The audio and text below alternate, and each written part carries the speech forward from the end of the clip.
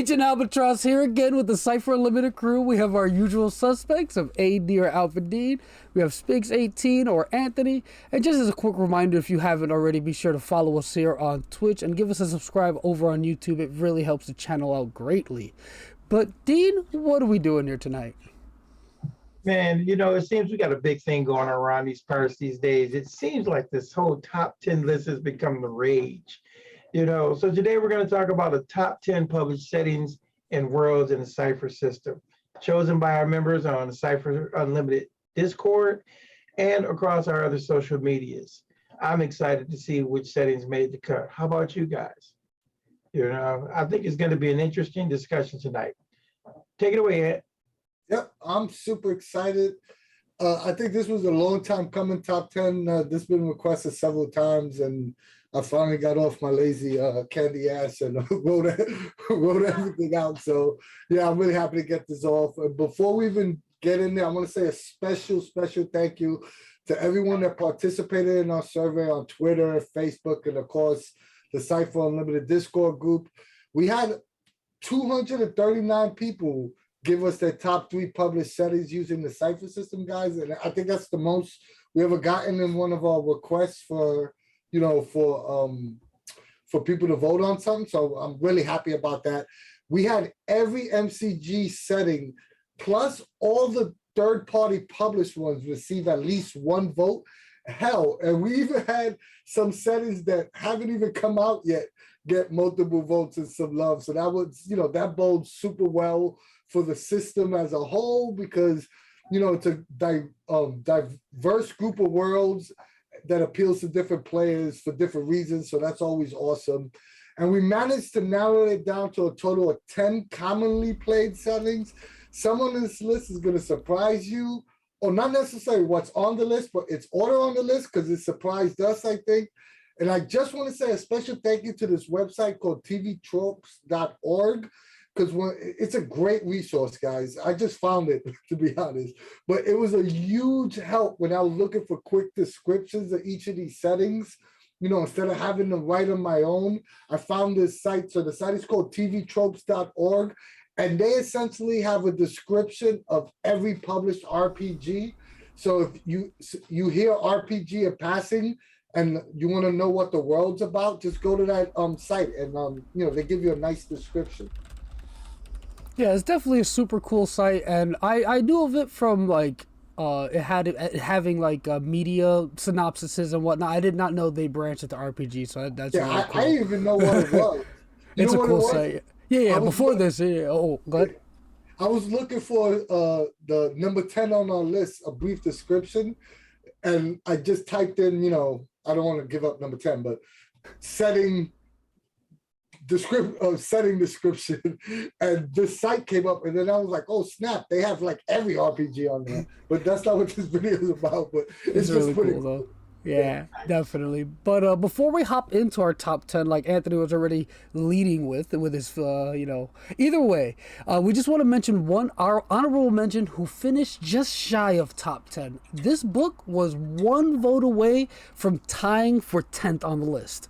And that book is Godforsaken with 16 votes. And that book is written by Monte Cook and Sean K Reynolds. And you can find that book at this link here. And a little description of it. The Godforsaken setting is about brave souls venturing out of the safety and comfort of their homes into places as removed from all they hold dear as could be imagined. At the heart of the setting lies Bontheri, hopefully I'm pronouncing that right, a place watched over by a pantheon of gods called the, again, something I'm gonna butcher, the Sacranti. Bonthir is safe as well as dull, at least if you're an adventurer. Players take on the role of those who leave behind the protection and blessings of their gods as they venture into the dangerous and strange God-forsaken lands, where the power of the gods cannot reach. However, those regions hold wealth and magic not found in the blessed land, and those who do go and come back are both admired and idolized. They do it for the reason the proverbial mountain climber climbs a mountain, because it's there. Nice. Yeah, it's a fantasy setting, and we all know and love it. Yeah, it's actually this description probably doesn't give it as much justice as it deserves, because I think Godforsaken is a really, really cool setting.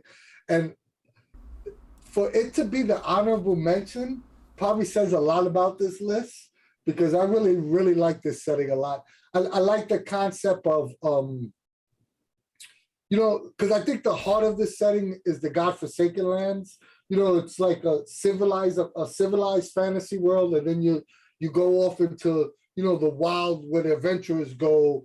Has a little bit of a Numenera feel to it, actually, but in the fantasy world. That's exactly what I was gonna say. Yeah. That's exactly what I was gonna say, that it reminds me of fantasy Numenera, you know, because you're going out into the wilderness, you know. Bonfair kind of reminds you of the Steadfast, you know, and the Godforsaken lands of the Blight.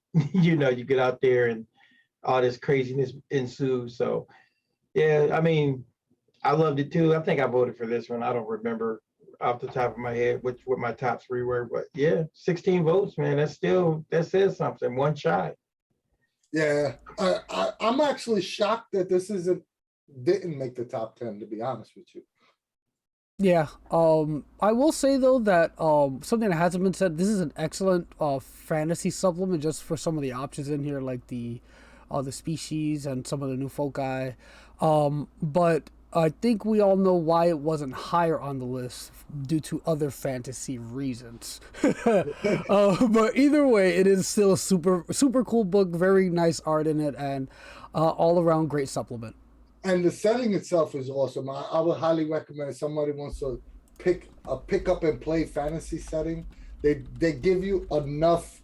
It has enough information for you to start a campaign and, you know, get at least, I would say at least 40 or 50 hours worth of gameplay from the information that's given to you. So yeah, I would highly recommend it. And like I just said, I was shocked that it didn't make the top 10. But it was our honorable mention with 16 votes.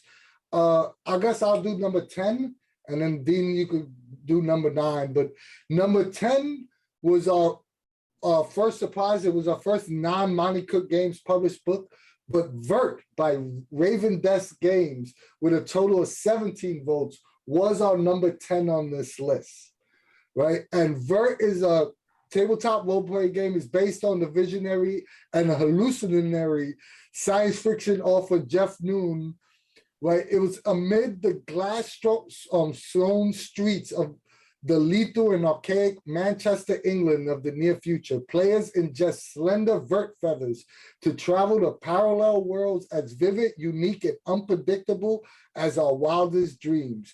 But there are no mere fantasies. These worlds and all the wonders and horror they contain are as real and every bit as dangerous as the one you were born in. Anybody want to get Vurt? You want me to go first? I mean, I'll jump in just because I'll be like I say in all our videos, I'm very transparent, and Vurt is not a book I have read much of. But I will say this though, from how people talk about it and how I've read like excerpts from the book or whatever, like the novel, it's an insane setting. It's wild, very surreal at times due to the world, going through the world with the feathers, the different worlds. And I will say, as a supplement, it has some great stuff in it, like the vehicles and the equipment, just a very fleshed out list of stuff in those departments. Very good. I think okay, dude. I was just saying, I've played Vurt quite a few times. I even, had the guys at Ravendesk Games run me through a couple of sessions, and I have to say it is very evocative and surreal, and it also has this gritty edge to it, which kind of draws you in. It's a great setting. I think I can see why it's in our top 10 and why it's sitting where it's sitting. One of the earlier games that came out for Cypher, or other earlier settings that came out for Cypher System, but brilliant work, good stuff. I think I'm also happy Vurt's on this list because I think it's well deserved.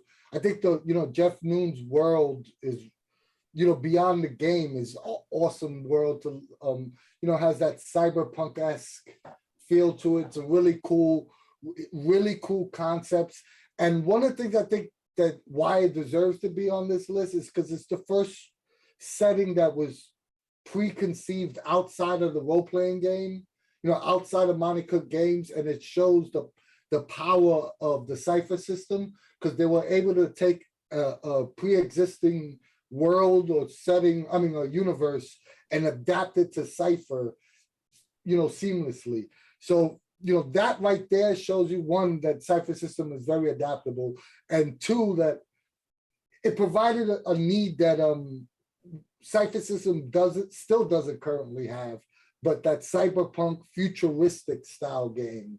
Like we have sci-fi games, but this is more cyberpunk-esque, and yeah, like what Al said earlier, not only is it a great setting, the book itself provides a lot of extra stuff. So I'm really happy that Vurt made this top 10 list.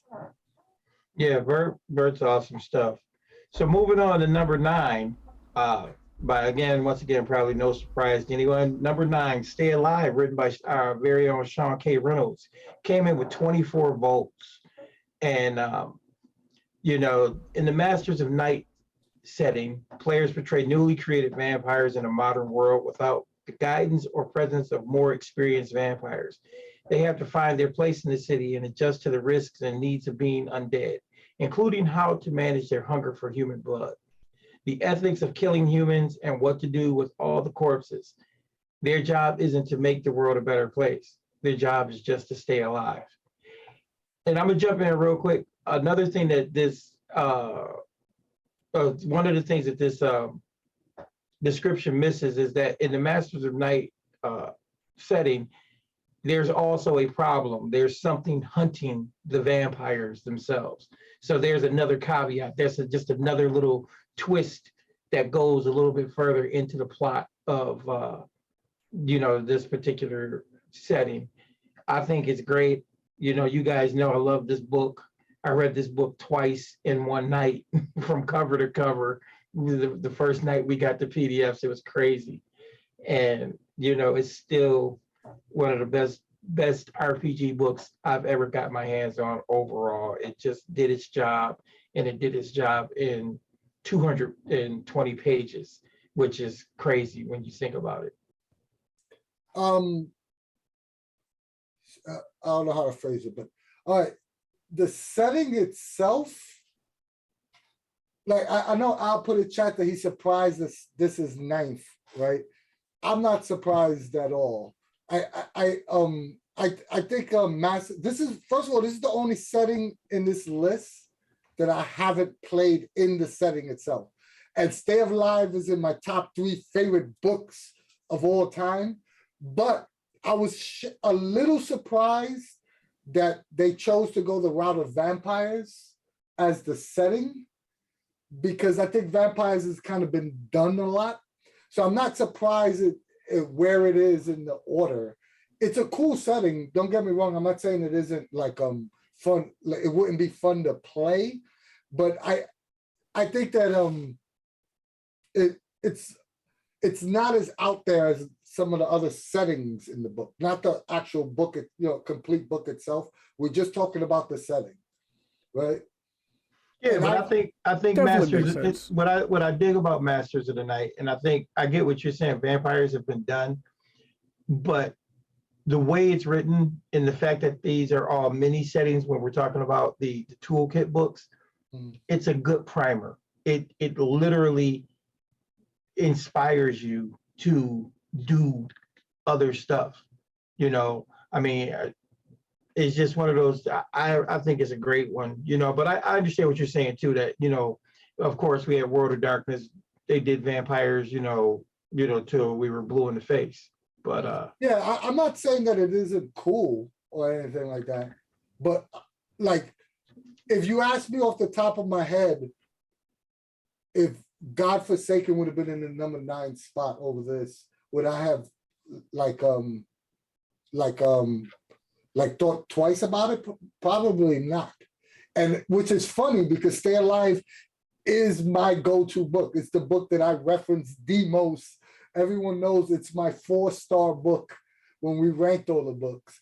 I'm just saying micro setting, if I compared the micro setting to Godforsaken to Stay Alive, I would probably go with Godforsaken. Yeah, I always consider the totality of these books when thinking about the settings as well. I'm like, oh, but it also brought along these optionals with it. And Yeah. I'm like, that's freaking awesome. So to me, that's where my excuse me, that's where my voting went to when I thought about the settings. I thought about everything that came along with it, not just the setting. Even though we were thinking about primarily the setting, in my mind, I was like, what else did the setting bring with it, though? Yeah. Well, that's I'm kind of with you. If we adding what the book brought with it, then Stay Alive is a top 3 book. You know, I mean, I'm just saying, even what Al was saying, I kind of get it, because I mean, this was the book inspired me to write a whole, you know, or I think I wrote a whole 45-page supplement, which was more stuff, you know, because there was so much in there to make. Yeah, but once again, we're not doing top 3 books. We're doing the settings. I get you. All right, Al, hit us with our next one. All right, so next on the list here, we got, one second, my notes got lost here with all the flipping around through the pages. We got number 8, and number 8 is The Stars Are Fire, written by Bruce Cordell, and that received 27 votes. If you'd like to check that out, here's the link here. Bing, bang, boom.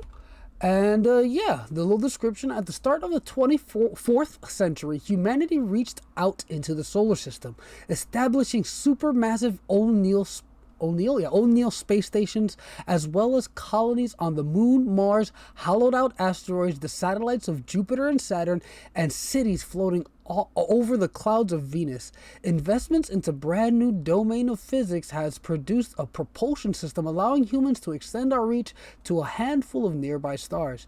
Just as we seem poised for a golden age of interstellar expansion, millions of miles of old artificial tunnels crisscrossing the moon's core were discovered.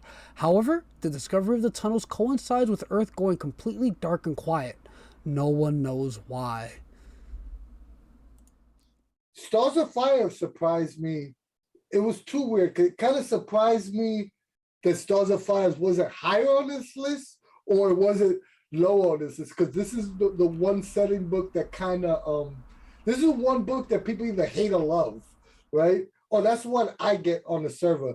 Yes. But, you know, when I started compiling this list and I saw, hey, Stars of Fire shot out of the gate with votes, right? Like the first 10 or 12 people that submitted votes to me all had Stars of Fire on there. So it made me revisit this book. And I'm not gonna lie, the last 3 days on my way to work, this is the book I've been reading. And I didn't truly give this setting a chance, because we just reread Stars of Fire the other day. This setting is freaking awesome. It's a like the first time I read it, I only played it as a player. I never ran it. Now, upon reading it again, I really I forgot how good Bruce is with giving the GM plot seeds, like in the way he writes his settings. You know, it's the same way with the Strange.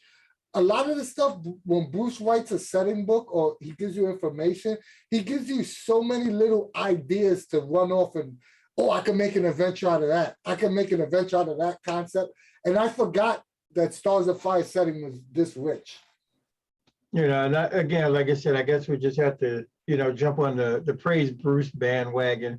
Mm-hmm. The thing with this setting and everything else that I dug about it was that it seemed, even though of course it's fantasy, it's a role-playing game, the whole nine, but it was grounded. It had a very strong grounded nature. You know, with the TV shows on, like, you know, The Expanse and stuff like that, Foundation, you could literally recreate those style of games with this setting.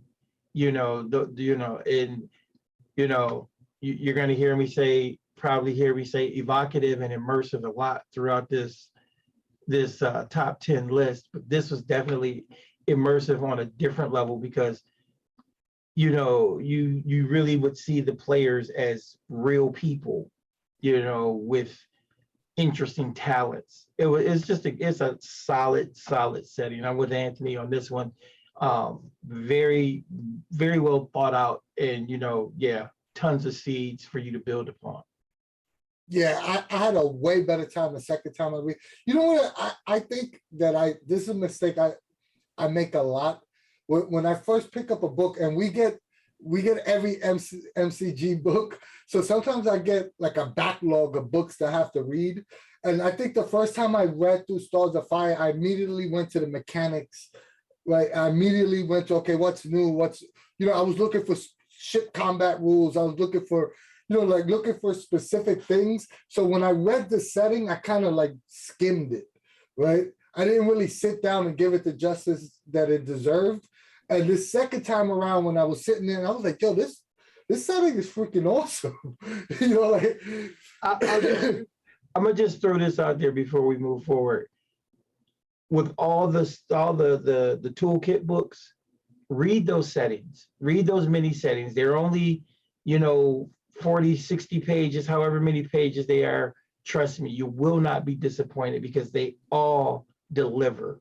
They deliver on so many levels. And because they're mini settings, it gives you the ability to make it your own, and you feel, I know it might sound weird, but what I dig about it is that because it's a baseline, you could go play somebody else's game and it'll feel like the solar system is expansive. It'll grow because it's from their perspective. So, that's just me though with these mini settings. All right, number 7 on the list. This was one of the settings that I personally voted for. Right, it's Gods of the Fall. Once again, written by Bruce Cordell with a total of 35 votes. Right, the realm of the gods, Elanthor, has come crashing to earth. All the old gods are dead. The moon of Nod casts a large portion of the world into perpetual darkness, the Nightland, which is ruled by a despot bent on keeping her power, acquiring more and making sure the dead gods stay dead. The gods died at a mere 42 years ago, and as such, there are those alive who will remember the world as it was, and the stark contrast it had to the world today. Slavery is commonplace, and in some places you could get away with paying a fee to legally murder someone. The afterlife, a place called Soul Rest, is just as twisted and broken as the living world, with the former guardian now turned into a ravenous devourer of souls. Gods of the Fall central concept is that PCs aren't just powerful adventures, they are also divine. They might be on track to raise a new heaven and restore Elanthor. Are you ready to forge a new pantheon? I love Gods of the Fall. Gods of the Fall is one of my favorite fantasy settings of all time. I've run horror in Gods of the Fall. I've run action adventure. I just love the whole concept of it's supers in a fantasy world. I think this is such an underrated setting. I voted this in my top 3. And with the exception of Numenera, this is the setting that I've run the most of. So every time I go to fantasy, I always wind up falling back to Gods of the Fall, and I wish they made a continuation to this because this is one of my favorite books as well. Gods of the Fall, well, Gods of the Fall, I guess, holds a really special place in my heart too, because guess what? That was the first game I ever played with you. Yeah. Because the first game I ever played with these guys was a Gods of the Fall game. Children shouldn't play with dead game. That's right, the Bunny Man. Yeah. So for me, I'm with you, Anthony. Gods of the Fall, I love superheroes, but in the same breath, the idea of being, godlings, burgeoning, you're finding your power, new to the divine. It evokes these moments of just pure adventure, and I really think Bruce, nailed it with that. I mean, the way the setting is compelling. I remember reading this book when it first came out, and this was another book I read 2 or 3 times, in the space of a few days, and it just draws you in. It's a very strong setting, and yeah, I think we could use a supplement or an adventure or two, Bruce. Just write us a couple of short adventures. Yeah, it has a pretty rich map. And yes. It's like all great MCG maps. A lot of it is, it's very Numenera-like. A lot of it is open space, where they just give you a brief description and allow you to fill in the blanks. And I filled in a lot of blanks on that map. Well, So you know what I think he did? I think he really defined the Nightlands themselves, which was great. And then he gave you, like you were saying before, snatches and grabs, snippets to inspire you for the rest of the world. So that's, you know, yeah. Gods of the Fall was a very rich and wonderful setting. Al, did you say anything about God? No, I was actually just about to chime in. Even though, like, you guys know, everybody knows who listens here often enough that I don't generally run the settings in the book. I don't look into them too much. It's I like to do my own thing. But this setting is super cool. Like, just, you guys said all the cool things about it, so I don't want to, like, repeat it too much. But just the fact that you're, like, basically an underdog superhero in a world that's out to get you is just, it's so cool to see that in a fantasy setting where in most fantasy settings, you're used to being this, like, overpowered, like you're like the hero of the story. In this, you're like, again, the underdog. You're like trying to restore things. It's a good different take on the general, like, just defeating the evil bad guy that's taking over the lands that comes with fantasy, which I enjoy. It's a very nice take on it. Yeah. You know what I also like about this setting that you just made me think about it? You know, usually most settings, if there's like a big dramatic event that happens in the world, right? The setting is either based hundreds of years after the fact and people are coming back and figuring out. This is only 42 years after the whole world flipped on its end. So, you know, it brings a different dynamic in storytelling because you have characters that were alive when the big dramatic thing happened, right? So, you know, it was very interesting the way it was written, like the whole concept. I really, really like it. So, oh, look, I get to do the setting. I said it perfect for you, D. You said, yeah, because, you know, number 6 on the list, Claim the Sky by Sean K Reynolds, Bruce Cordell, and Monte Cook with 39 votes. What can I say that I haven't said about Claim the Sky in the Boundless setting? Boundless is intended to evoke but not replicate the superhero settings from comics and movies that we all love. Boundless is Earth as we know it, but wondrous powers, aliens, high technology, and even magic exists. Heroes here deal not just with criminals, but megalomaniacal conquerors and terrorists, as well as threats and challenges from other planets, from mystic realms, and even beyond time. In the distant past, the alien Azaki visited Earth and manipulated proto-humans and other animals on a genetic level. Hidden high-tech citadels of the Azaki can still be found in remote corners of the world. Their manipulations and technological artifacts are responsible for many of the heroes and villains of the setting. Superheroes first became prominent in the 20th century, particularly during World Wars. After World War II, a secretive international agency called Bastion, which stands for Bulwark Against Supernatural Threats of an Illicit, Ominous Nature, was founded to help deal with the growing challenges that superpowers and high technology presented. As the Cold War ended, the superpowered individuals became less political and developed an almost insular community of heroes and rivals and outright villains, all with their own agendas. Yeah, mouthful, but well worth it. You know, the Boundless world is awesome. I mean, if any of you have seen us play, you know, the game with Sean K Reynolds, you see that superheroes work, and this setting is like, it's like hot plasma. You know, I dig it, and you know, it can be plugged into just about any world or any game you want to run with superheroes, with all the, you know, background they gave, all the NPCs and characters. It's just great. I mean, and we want to, you know, Anthony, you talk about the map. I think Boundless is a fantastic superhero setting.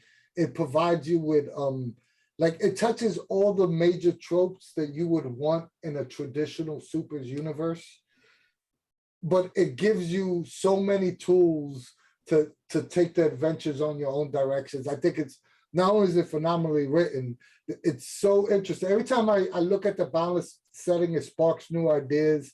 You know, I kind of, you know, a setting is good when you look through a setting and then you want more. And that's what I get from the Boundless setting when I read it. I'm actually writing an adventure now in this universe, which you guys know this is something that I don't do much. I tend not to, I'm like Al, I'm more of a player in settings than I am a GM, but I'm currently writing an adventure in this universe right now. So yeah, this is fresh in my mind. I really like the Boundless setting. There's definitely a lot of fun little hooks and whatnot to play with within the setting, which makes it a really fun. Like you said, it touches on all the superhero tropes you want to see in a super setting. Me particularly, if I were to dig deeper, I would want to have the players interact with the Azaki or however it's pronounced. That's definitely what I found most interesting about the setting, just that it all generated from aliens manipulating early humans. But yeah, it's definitely a cool setting. And also too, this, like what Dean said, they added, this setting has like the most maps and handouts next to Ptolus in any of the MCG books. So it's very GM friendly for a setting. You know, like you need the map of a starship is in there. You need the map of a superhero headquarters is in there. You know, so you know, that's also, you know, providing the GM the tools to work in the setting is also very important. And Claim the Sky provides that. Yeah. Oh, Boundless provides that. I'm sorry. Anything else you want to say before I move on, Dean? Because I know this is your go jam. ahead. No, 'cause you know I could talk about this all night. So all right, we'll so just move on. moving along here, we're cracking our top 5. So with number 5, we have "We Are All Mad Here" by Shanna Germain, which received 44 votes. And again, like with the other books, I'll be posting the link in the chat there. But yeah, Lost in the Heartwood invites characters whose lives have been touched by mental health issues and mental illness to explore those experiences with magic, pain, empathy, and power. Player characters are drawn out of the modern world into one that's very different from their own, a mystical fairy tale world filled with magic and wonder, and when characters enter it, they too are filled with magic and wonder. But there's one caveat to entering the Heartwood. One life must be touched or have been touched in some way by a mental health issue, disorder, or illness. This experience, however it may manifest or touch a character's life, is what creates their connection to the Heartwood and to the magic within it and within themselves. It doesn't mean that the characters are superheroes with powers, because that isn't how mental illness works. Instead, they bring their own strengths and weaknesses, their complexities, their very humanity, and it is this combination that guides their magic. And it's a wonderful setting. It's so nicely painted for everyone, and the fact that it's connected to mental illness, a very touchy topic for like a lot of people. I know a lot of people suffer from it, especially these days with the pandemic and everything else going on. It's nice that a book touches on these topics in a way that's nice, for lack of a better word. It's very I'm blanking on a good adjective here for it, but it's very nice to read it in this light and not in like this negative sort of connotation or whatever have you. Yeah. I mean, okay. Go ahead. This setting is like one of those settings that I'm happy that it was written. You know, like I think not only is the whole fantasy world not been done in Cypher System, but it has like a whole bunch of stuff that just makes you smile, if that makes any sense. Like it's a world that you want, not only you want to play in, you want to come back and play in it again as a different character. It's so rich. The Heartwood is, you know, like there's magic, there's serious issues being discussed, but it's done in a lighthearted way that makes it makes it worthwhile exploring, even if you're uncomfortable a little bit. This setting is one of those, like you said, Anthony, you can deal with, it allows you to deal with hard issues in a respectful and intellectual manner that allows everybody to kind of understand what you're saying or where you're coming from. This setting is brilliant. I've used it. I used it, before the pandemic. I used it for a community group, where we were trying to deal with the violence issues and stuff that we were all dealing with in the city, and how people of color have, their own set of mental issues. It was really cool that I was able to do that, but this gave me all the tools to do something like that, which is awesome. So you can really express, things, and people understand it in another light, if you will. Chad is bringing up an excellent point that we all mad here isn't necessarily for everyone. And I think out of all the settings in this book, this is the one that you need that discussion if you're going to run, because it does touch on topics that could make people uncomfortable. I know I was hesitant for a while, for people to know my backstory. I have a child that suffers from mental illness, so I'm very sensitive when it comes to issues like this, right? And I was leery at first when I even first heard about it. When I played it, I saw how the approach was, and it kind of softened my stance on it. But you do need a conversation beforehand, because this isn't a game that everyone's going to be entirely, the topics that it touches on, which I will say you don't have to touch those topics, but it is throughout, it's scattered throughout the entire setting. If it's very, it's very understandable if someone is uncomfortable in doing this, and you should never force anyone to do anything that they're uncomfortable about. Big facts. Yeah.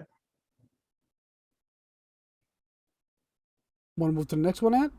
Yep. I know this is the first surprise, in my opinion. I mean, we'll go into low, but number 4 on this list is Ptolus City by the Spire, written by Monte Cook, with a total of 57 votes, right?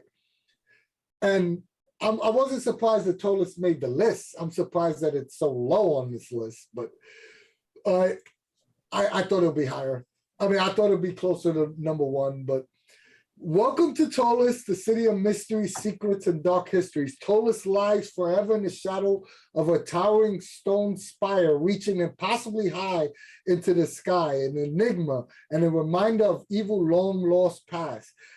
And it sits atop a seamlessly endless network of ancient dungeons that draw adventurers from all corners of the empire. It's an immersive world. Ptolus just isn't big, a city of mystery, secrets, and dark history. Ptolus lies for, I just read that.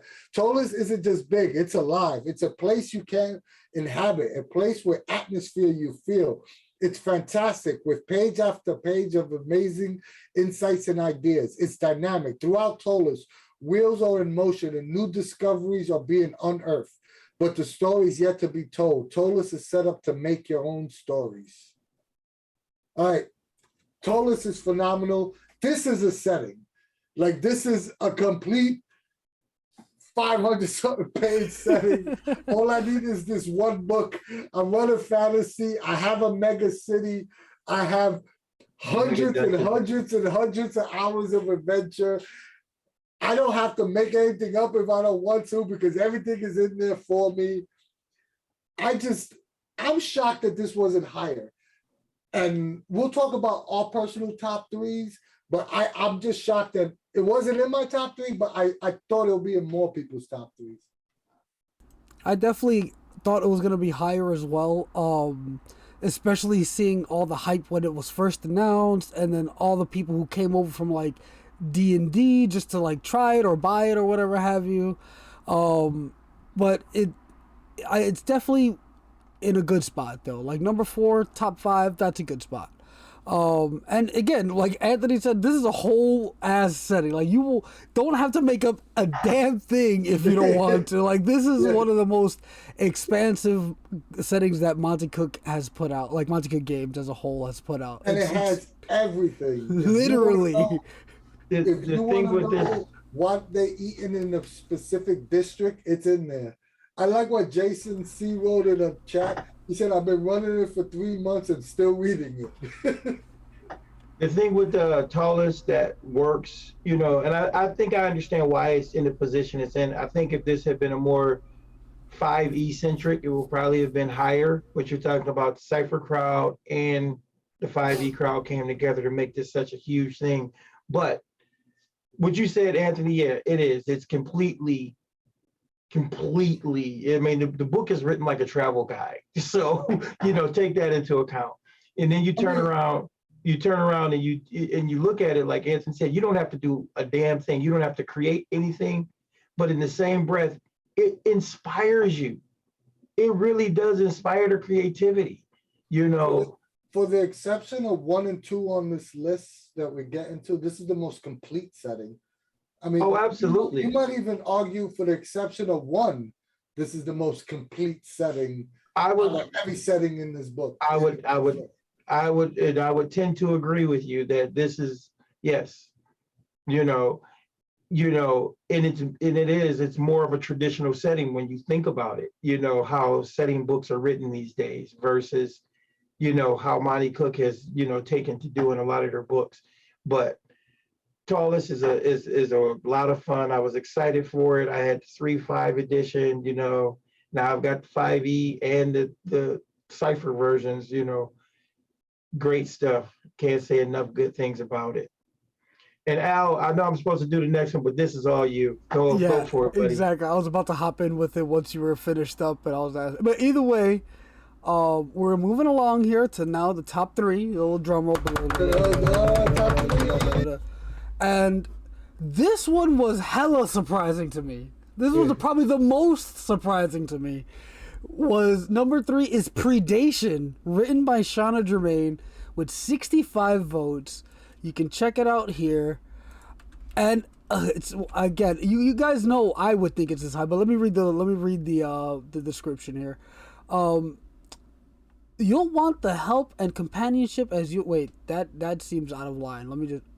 A mega corporation from the future known as Sati starts sending people to the late Cretaceous period, but time travel stopped working. Those commuters are stranded in the past with dangerous predators, no access to future technology, and as the colony was settled from the future, everyone knows that an asteroid heading for Earth would cause an unavoidable cataclysm. Predation is set about a century after the last commute.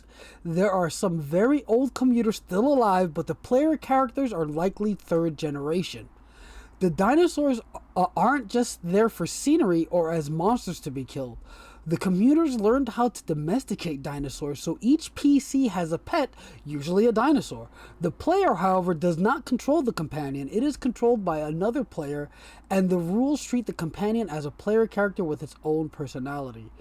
Just real quick, the reason why that first sentence is there, because it has the name of the setting. Aha! There we go. So let me, because it was mad out of line, but it's Gravak. Gravik C. Is that actually how you pronounce it with the C? Gravik C. Yes, Gravik C. So Gravik C is the name of because C was the letter that was used for the last commute. Yeah, and you all know I love this setting. It's amazing. I like to do my own things within the world that they laid out for us, but just the whole sending people back from the future into dinosaur time, so there's tech and dinos, and on top of that you're playing as one and you're directing another player who's playing as your dino, and it's just it's so good. It's easily one of my favorites, and it was definitely in my top 3. Yeah. I think one, when we had Shanna Germain on, and we'll have Shanna Germain on in a couple weeks back on the show, to talk about All Gods and Tidal Blade, so be on the lookout for that. But when we had Shanna Germain on last year, she had mentioned to us, and I will be clipping this and sending it to her as soon as this is done, but she had mentioned to us that she would love to write more Predation if the fans spoke up and said they, showed her they wanted more Predation. Well, I think this is evidence that the fans want more Predation, because this was surprising to me. We had 65 votes out of 239, which is a great number for this setting. It's phenomenal. This is another one that sounds complete. I know it's only one book, but there's so much to work on. There's so many, the way she wrote it, they give you so many directions in order, you could play the scavengers, or you could play the people working for SETI. You could play, there's so many avenues from an adventure standpoint to work on, to build on. This is such a cool world. You could do it with you could do it from the meteors coming to destroy the dinosaurs, or you could have a long time coming before then. There's just so much avenues you could work on storytelling in this. Phenomenal setting. Yeah, this is we keep saying how great the setting is, but the fact that she gave you factions within this whole thing, which is, so cool. You got different factions. So like Anthony was saying, different approaches to what stories you're going to tell. The fact that there's still time travel involved, so you can do crazy, goofy stuff. Just some of the adventures that have been written for it, like the ones that I ran during Gen Cons and stuff like that. Those adventures were awesome and easy to run. This is probably one of the, you would think it'd be more difficult, where you think if players are dealing with two characters at the same time and so on, but it just flows. There's a cognitive flow, like it's almost built in, that it kind of gives you when you start playing in Predation, so yeah. Someone in chat, Omanar in chat, said he wasn't sure if there's room for a second book. The whole continent, only a continent's been touched there's so much more you can add to this. And he also mentioned that you could add a new style of dinosaurs, there's a lot of stuff you could add to this. They could go back to before the time travel broke down. During the main, the massive commute will be interesting to I mean, you could pull from so many places, with this particular setting to make more, more stuff. What if the meteor, the asteroid that's coming isn't necessarily an asteroid? You find out something else. You could do so many crazy loopy things. You know what would be freaking awesome too? I know it's not part of the setting, but how about they start transporting dinosaurs back to the present time? They go, they somehow get the time travel technology back running.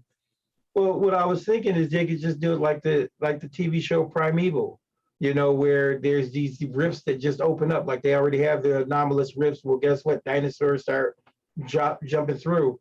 Oh yeah, and PDX Stormbringer, Mike, you just said, why not just use Planebreaker? Because I want more books. That's why. And before we continue, I just want to say again, it's a fantastic setting. You guys, everybody knows I love this, but the fact that it was top 3 is so crazy to me. When there's Ptolus, it beat out Ptolus. How did it beat out Ptolus?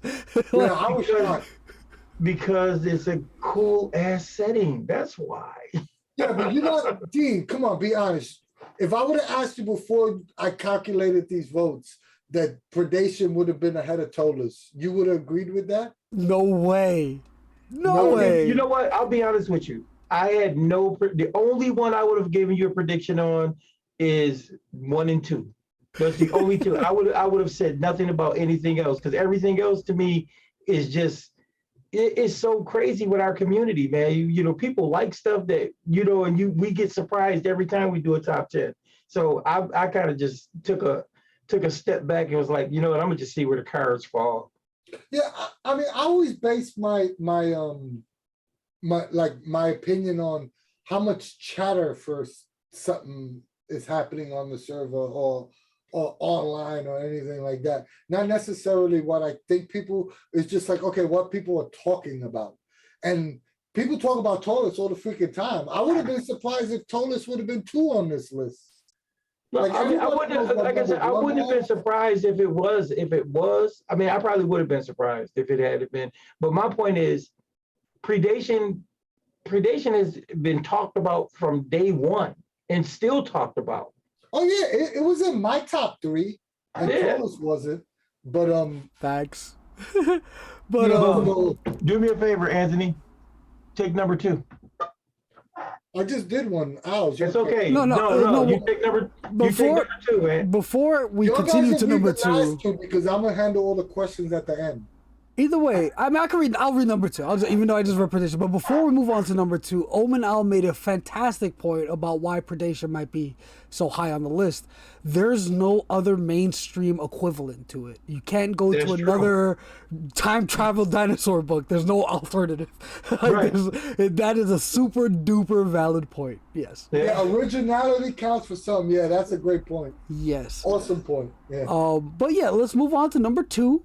And number 2, not very surprising, but either way, number 2 is The Strange, written by Bruce Cordell with 91 votes. And again, you can watch or catch that here if you wanted to take a look at the books. But let me read the little description. Earth isn't alone in the universe. It sits atop a network of dark energy called the Strange. Uniquely gifted people called the Quicken are able to translate themselves into the Strange and the recursions found there.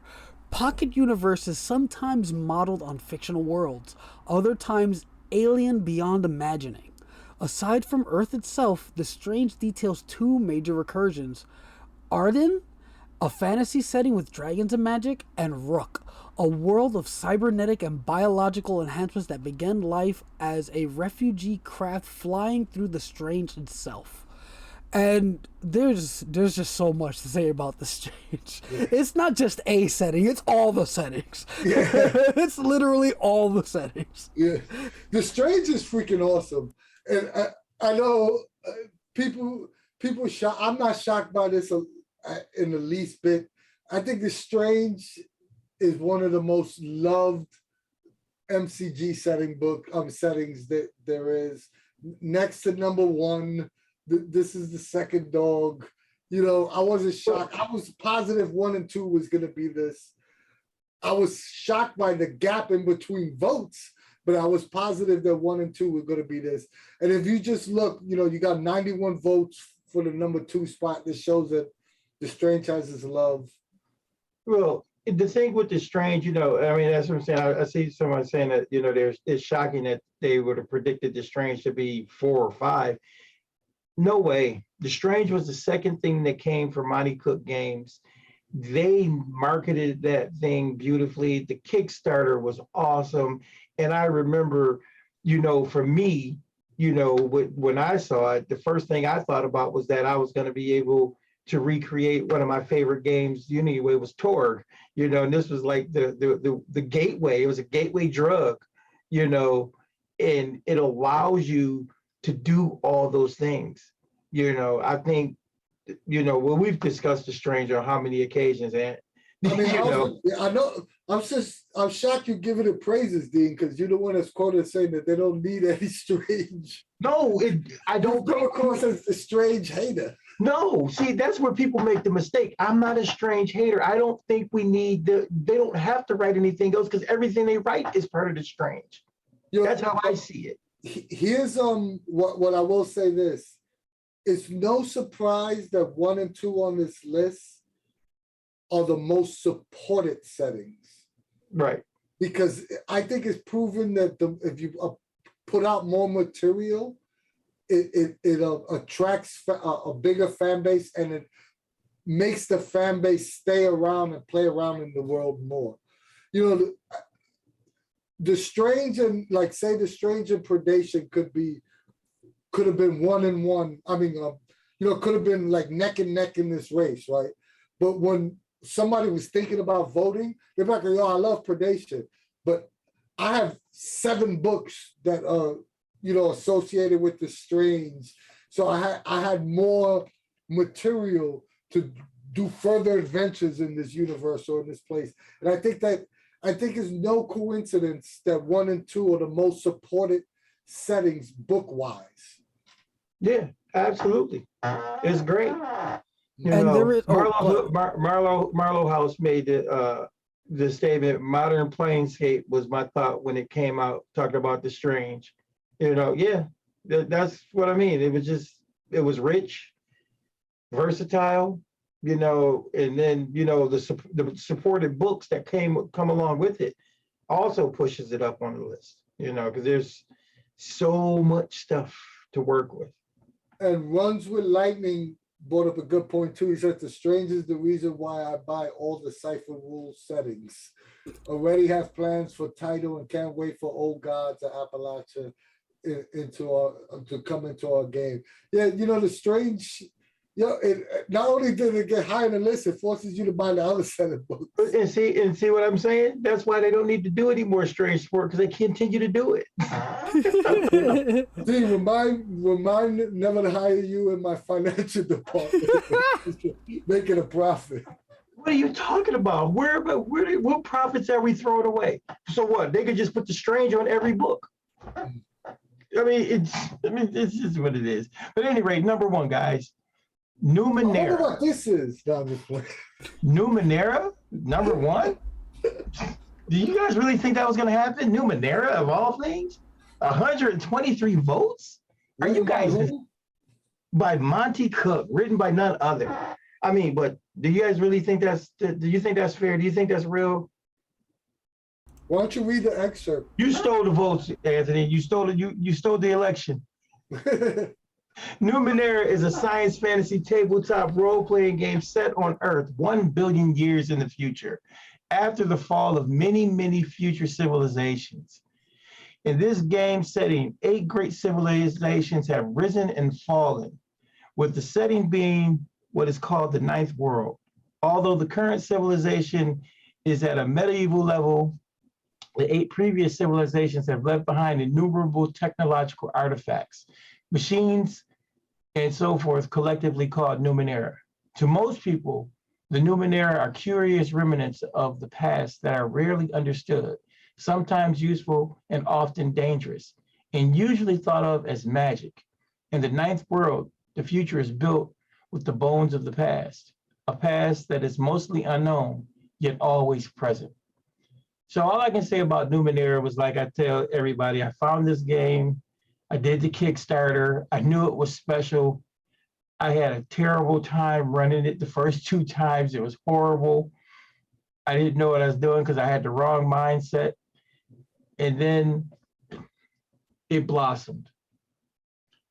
And the rest is history. That was back in 2013. The rest is history. It's 2022, and I'm telling you guys, this is one of the coolest settings out there. And it is so open. I love the map.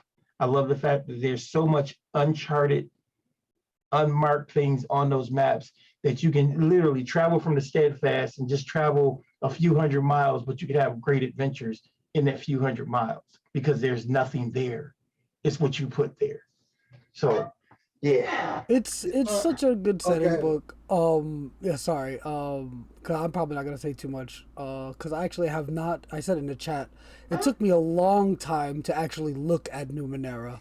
Like when we first got the original books, I had them. I don't think I played maybe once before Discovery and Destiny came out. And even after Discovery and Destiny came out, you guys know I'm more of a Cypher System guy. I played the random stuff that I like to do. But Numenera is so damn cool now. Like I've sat down to like read it a little bit and like look at the character types and all the stuff that comes in with the setting and the maps and all that stuff.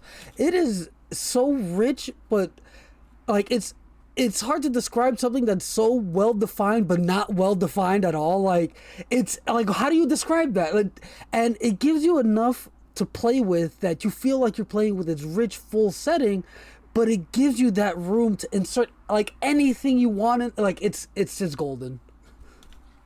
Numenera is one of the most groundbreaking RPG worlds ever created. Not only does it gives you sci-fi, fantasy, high adventure, exploration. It touches all the major story elements that a GM would want to tell within one composed universe, right? Not only does it have over 15 or 16, it could be higher than that, published books that detail various parts of the world, the ninth world. You have years of written material if you didn't want to write any of your own stuff to be able to run in the ninth world. That's not even including the 8 worlds prior that you could go back and flesh out yourself. You know, Numenera is hands down, it's in my top 3 greatest settings of all time. You know, I couldn't say enough of it. I think it's a masterpiece in not only game design, but in storytelling. So it's not shocked at all that it's number 1. And think about it. We had more than half of the people that voted for this one setting. And we gave them a list of over 20 entries they could have chose from. And more than half of everyone that voted, about 60 or 70%, had this in their top 3. The thing about it is, you think about how Numenera is set up, and you just tick off the boxes. You know, when you look at, you know, Voices of the Data Sphere, you know, gives you the ability to go into, you know, virtual reality. Then you tick off the next box and you look at Priest of Aeon, the Aeon Priests. You know, that's your high fantasy adventure style storytelling. You know, then you look at what is it? Edge of the Sun. You know, that takes you sci-fi. But then you got the Into books, Into the Outside, Into the Deep, Into the Dark. You know, once again, just taking you, pulling you and letting you just be free. And these books are not small books. These books have a ton of information in them. But like Al said, it's still absolutely liberating to allow you to be able to create your own stuff within the framework.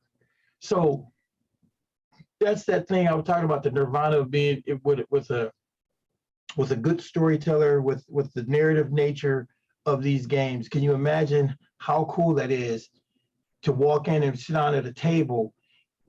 You're playing somebody else's game. It's uniquely theirs, but guess what? It still feels like the ninth world. No matter where you're at, you're always in the ninth world, and it works. That's why I love this setting, you know.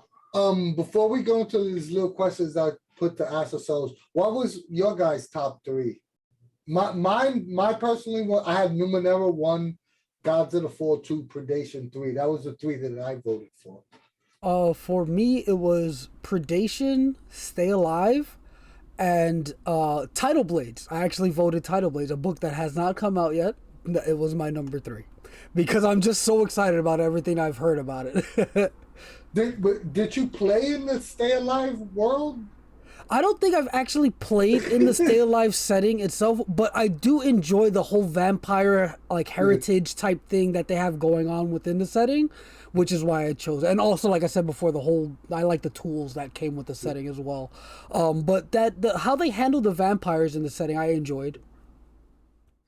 And I chose Godforsaken, Numenera, and Flame the Sky, of course, you know, because, you know, it's superheroes. So chat, before we get it, start putting in the chat if you guys agree with this top 10 list. I think I was shocked by the list, so that leads to my first question to you guys. What surprised you the most about this list? Predation, easily. That it was as high as it was? Yeah, like I knew it was gonna be on the list. I did not expect it to be top 3. Not even close. I thought it was gonna be like 6, like, you know, down like in the mid range. Definitely not top 3. What surprised me the most was that Vurt was actually, you know, number 10 on the list. I honestly didn't think Vurt would make the list. I thought, Shotguns and Sorcery or, one of the other books would have made it, because I know I just don't hear people talk about Vurt that much. We reference it a I lot. don't hear people talk about Shotguns and Sorcery at all. I'm just saying, I just threw another name out there. I'm just saying, I didn't expect it, but it was, that was surprising to me. And that's no shade to Shotguns and Sorcery, but if we're talking about like chatter on our server, like I wasn't shocked that Vurt made the list, because I think Vurt has they have a core following. They have I know that, but like I said, even when I look at the server, our Vurt channel doesn't. It's like bing, bing, bing, and then it's dead zone. Then bing, bing. That's all. It is. That's just my answer to that one. That's all. I think the thing that surprised me the most on the list was that I didn't realize Shanna's impact on setting wise in this list. It seemed like everything Shanna did was in close to the top 5. Because to be honest, when I knew we were doing this, I think the race started at 3 to me, because I knew what 1 and 2 were. Like I didn't foresee anybody beating Numenera or the Strange. So I thought every other setting book was fighting for the number 3 spot going back. And if you look at that, if you view it from that lens, Shanna had the 3 and the 5th spot. And if we redid this, Tidal Blades and God's Apple, that was another, God's Appellation and Tidal Blades, neither one of those settings came out. Both were written by Shanna, and both of them had like 6 or 7 votes, and neither one of those settings are even out yet. No one's even. So I was shocked that I didn't realize. That's not even a good saying. I didn't realize. I was pleasantly surprised that people appreciated the work that Shanna does as much as I do. I'm not surprised, but yeah, not about it. But look, you can say the same. Look at how many spots Bruce took up on this list too. Bruce took up like 4 or 5 spots too. So pretty cool. No, I was talking about how high on the list. Yeah.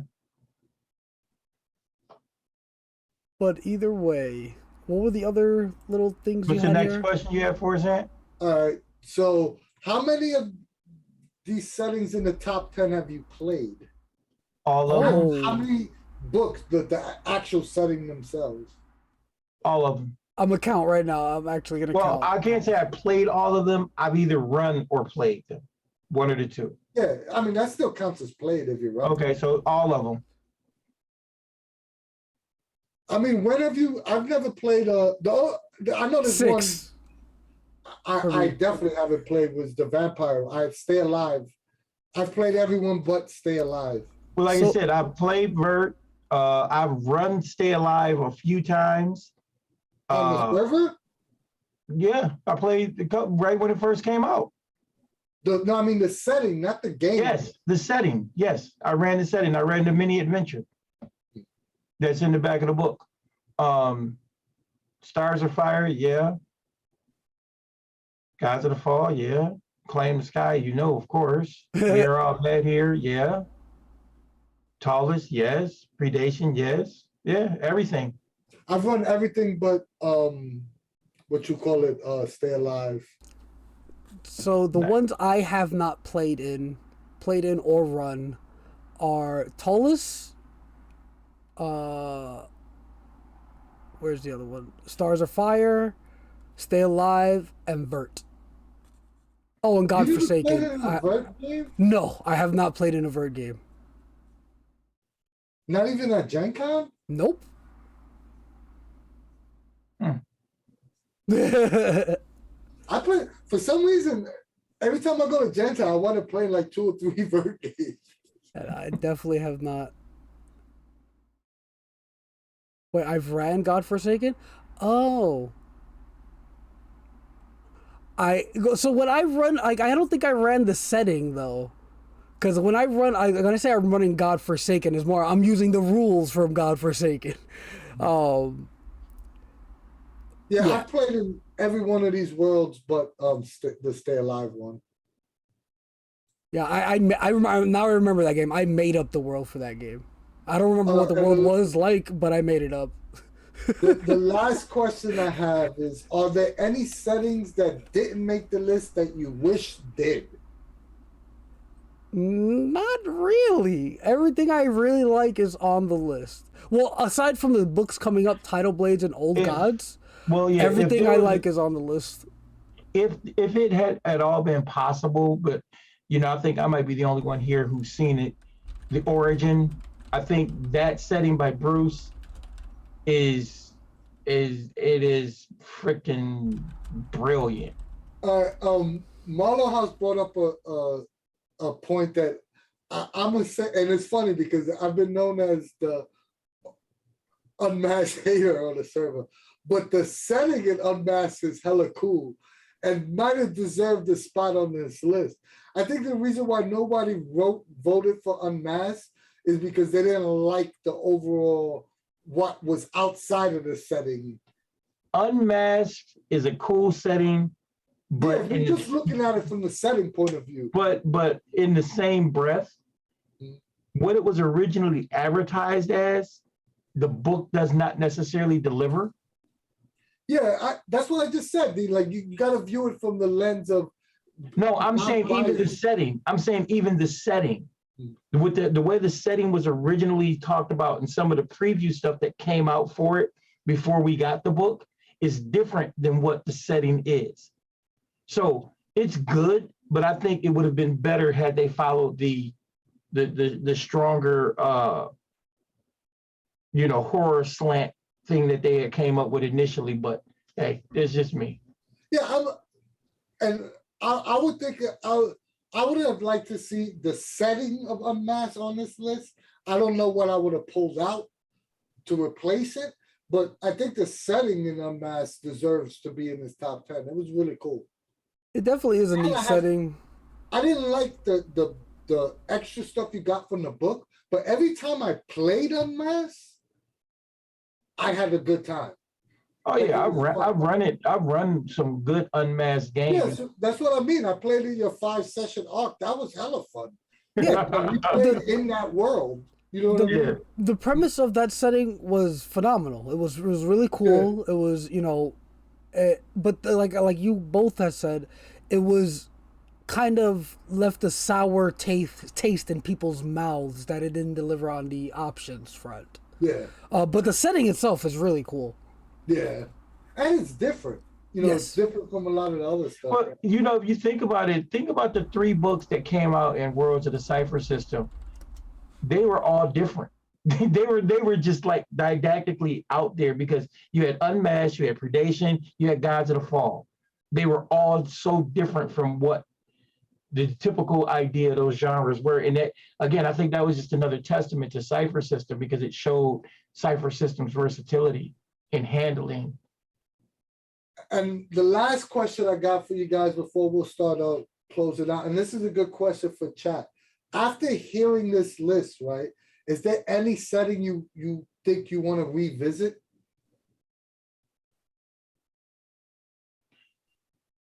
I visit all of them all the time.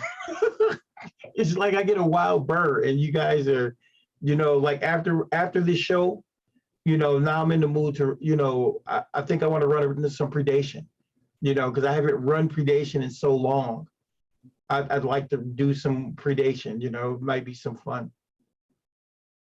I would say for me, if I had to just pick one of these that I haven't played or if I want to revisit or whatever have you, I would probably pick... It's going to sound funny because it's one of the more popular ones, but The Strange. I actually have not played much The Strange. I've played it once. And we didn't even finish the game. It was like a one-shot that got cut halfway through. So I think The Strange is one I would definitely like to revisit again. For me, would be, and maybe because it's fresh in my mind because I just reread the book lately, would be Stars of Fire. Like, You know, I've never ran it. I've only played it as a player. So I would like to revisit Stars of Fire, maybe run like a 3-session arc. You know what, Anthony, and I'm going to take that back. You know, I do want to do Predation, but I think I want to do Gods of the Fall more.